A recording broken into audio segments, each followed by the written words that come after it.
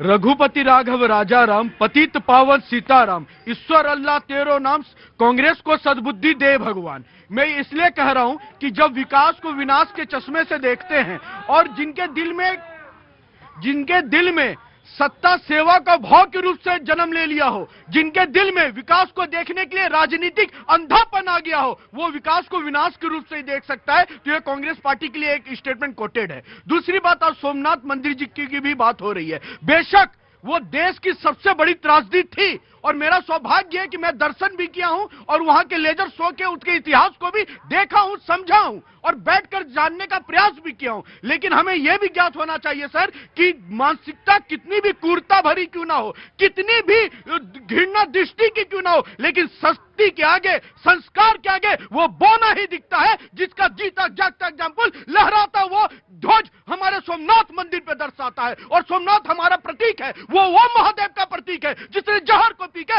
सदैव देश में अमृत देने का काम किया है। वो महादेव का प्रतीक है जो अपने ऊपर त्रासदी झेलकर लोगों के अंदर मिठास और संस्कार बांटने का काम किया है। और उस त्रासदी को जब हम याद करते हैं तो कुछ लोगों के मुखौटे भी साफ होते नजर आते हैं, कुछ लोगों के चाल चरित्र भी साफ नजर आते हैं कि भारतीय जनता पार्टी ने स्पष्ट रूप से भारत की सनातन संस्कृति को लेते हुए आधुनिक टेक्नोलॉजी की ओर बढ़ा है। लेकिन कुछ लोग भी ऐसे राजनीतिक दल हैं जिनको अपने संस्कृति पे अफसोस होता है और वो उसका नाम खुले तौर पे नहीं ले सकते और सीना ठोक के नहीं कह सकते कि हमारी पहचान सनातन है और हम सब धर्म का सम्मान करते हैं, लेकिन पहले हम सनातनी। तो ये ओपनिंग स्टेटमेंट है बीजेपी का, जिसका मैंने दो सिरे आज बताए। एक सिरा मैंने बताया था कि मनरेगा था जिसका कि नाम अब विकसित भारत जी राम जी है, और वह दूसरा सिरा था सोमनाथ जिसके बारे में उन्होंने बात जिक्र किया। नाउ डॉक्टर साहब आपका है जी, आपकी बारी, अब आगे आएंगे आप जी।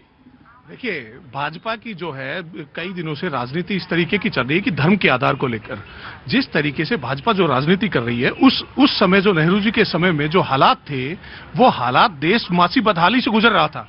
उस समय वक्त की मांग थी कि मासी बदहाली को दूर किया जाए। हमने देश की बुनियाद रखी है, हमने जिस देश में सुई नहीं बनती थी उस देश में आज हमने, नेहरू जी ने इसरो दिया, एम्स दिया। नेहरू जी ने क्या नहीं किया इस देश के लिए। जिस तरीके से नाम बदलने को लेकर जो भाजपा राजनीति कर रही है, मनरेगा का नाम जो बदलकर इन्होंने जी राम जी जो किया है, उसमें बहुत तरीके से आप देखेंगे तो उसमें 90-10 का रेशो था। 90% जो भागीदारी थी वो केंद्र सरकार की थी और जो 10% भागीदारी थी वो राज्यों की थी। आज इन्होंने 60% जो भागीदारी की है वो केंद्र सरकार की है और 40% राज्यों की है। इससे राज्यों के ऊपर जो अतिरिक्त भार पड़ेगा, उस अतिरिक्त भार को बहुत सारे राज्य वहन नहीं कर पाएंगे। करीब 55,000 करोड़ का अतिरिक्त भार राज्यों के ऊपर पड़ेगा, जिसको बहुत सारे राज्य वहन नहीं कर सकते। आज जो जिस तरीके से राज्यों को भेदभावपूर्ण केंद्र सरकार का जो रवैया रहता है, उनका हिस्से का पैसा नहीं दिया जाता। जिस तरीके से जीएसटी की बात करें तो जीएसटी का हिस्सा भी उनको नहीं दिया जाता समय पर।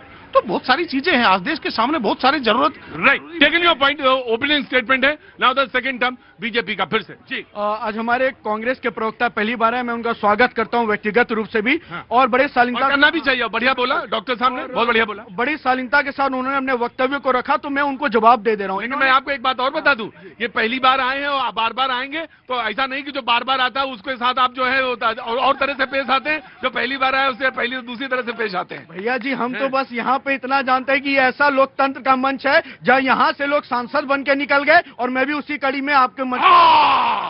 तो तुम्हारी निगाह सांसद बनने पे है? हमारी निगाह लोकतंत्र को जीवित रखने पे है। दूसरी बात मैं कह रहा हूं, इन्होंने कहा कि देश में सुई तक नहीं बनती थी, उस समय नेहरू जी ने बागडोर संभाला। बेशक जब देश आजाद हुआ था तो अनेक चुनौतियां थी, लेकिन आदरणीय नेहरू जी को पेरिस से सूट मंगाने के लिए टाइम मिलता था, अच्छे बूट पहनने के लिए टाइम मिलता था, लेकिन सेना को बूट और सूट देने के लिए समय नहीं मिलता था। अरे इस तरह का तर्क देकर आप अपनी देश की विरासत व्यक्तिगत आक्षेप करते हैं आप। नहीं सब व्यक्तिगत राजनीति में कुछ नहीं होता। अगर आप प्रधानमंत्री बन जाते हैं तो आपका चाल चरित्र सब पब्लिक हो जाता है। इसलिए मैं कहता हूं, अगर पॉलिटिक्स में आए हो साहब तो व्यक्तिगत और पर्सनल को छोड़कर पब्लिक के लिए जिस दिन आप जीना सीख जाएंगे, आप राजनीतिक में अपने आप को सेवा लिए समर्पित करना सीख जाएंगे। और एक बात सर, लास्ट बात, इन्होंने कहा कि 40 और 60 का रेशियो बता रहे हैं। अभी भी देश की जनता को ज्ञात होना चाहिए, जो पहाड़ी इलाके हैं लाइक हिमाचल और जहां पे एक्स्ट्रा बजट देने की आवश्यकता है, 90 और 10 का रेशियो है। तो गुमराह ना करें, मजबूत रूप से वीवी जी राम जी आया है। योजना का विरोध है या राम का विरोध है, स्पष्ट करना होगा। राइट, योजना का या राम का? कांग्रेस को एक बार सेकंड क्लैरिफिकेशन जी। देखिए, इनकी ये जिस विचारधारा से आते हैं, एक मिनट भाई सुनने कोशिश करो सुनने की। हाँ जी, देखिए ये जिस विचारधारा से आते हैं, ऑडियो बढ़ा देना बाबू। हाँ, ये जिस विचारधारा से आते हैं वो गांधी विरोधी विचारधारा से आते हैं। इनको गांधी के नाम से आपत्ति है, इनको राम का नाम नहीं जोड़ना है। राम के नाम पे भाजपा ने बड़े लंबे अरसे तक राजनीति करी और बहुत लंबे अरसे तक इन्होंने वोट बटोरे, लेकिन आज जो है, आज अब इनका मुंह नहीं खुलेगा। आज ट्रंप ने क्या बोला?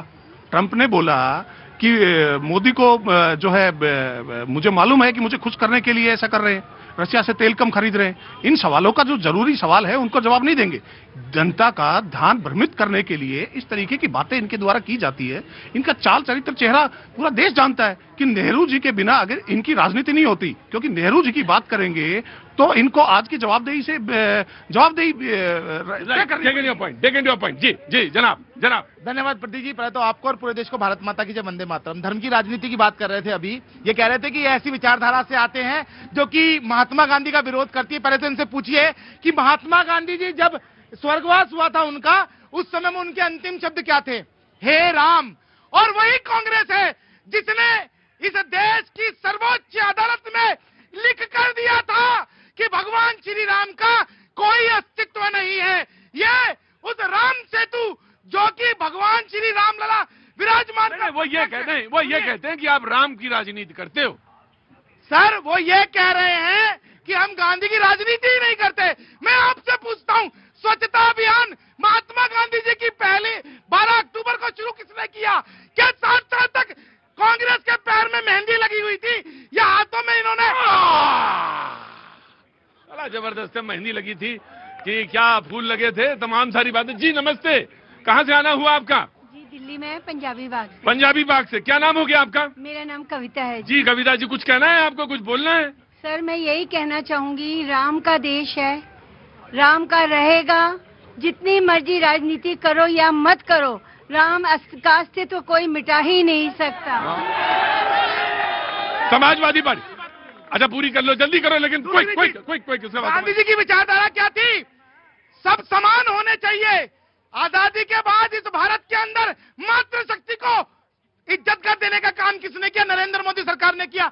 आप 60 साल तक क्या करते रहे? गरीबों को पक्का मकान देने का काम किसने किया? मोदी सरकार ने किया। आप क्या करते रहे? उसके अलावा मेरे गरीब भाई बहनों को उच्च मेडिकल सुविधाएं देने का काम किसने किया? वो नरेंद्र मोदी ने किया। तो आप क्या छुन कर रहे थे क्या? नहीं, मैं तो पूछ रहा हूँ, क्या बजा रहे थे? छुन कर रहे थे क्या?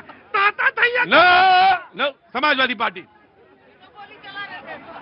शंकर का नाम हमारे देश का कंकड़ शंकर है। हाँ। वहाँ शंकर की महिमा बता रहे। शंकर वो थोड़ा फिरोजाबाद में भी पता कर लेते। सब जगह पता कर लेंगे, सुनते जाइए, आपको भी आराम मिलेगा। अरे हम तो कॉल स्टेटमेंट बता दें, लेकिन वो डिरेल हो जाएगी, डिबेट उधर चली जाएगी।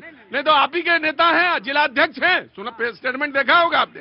फिर बहुत सारे वो भी नहीं, हम तो ताजा स्टेटमेंट बता रहे हैं। मंत्रियों का भी बता दिया। हम सारे बताएंगे। शंकर, अरे बोले तो शंकर जी जहर पीते हैं। हाँ। और आप लोग जहर उगलते हैं।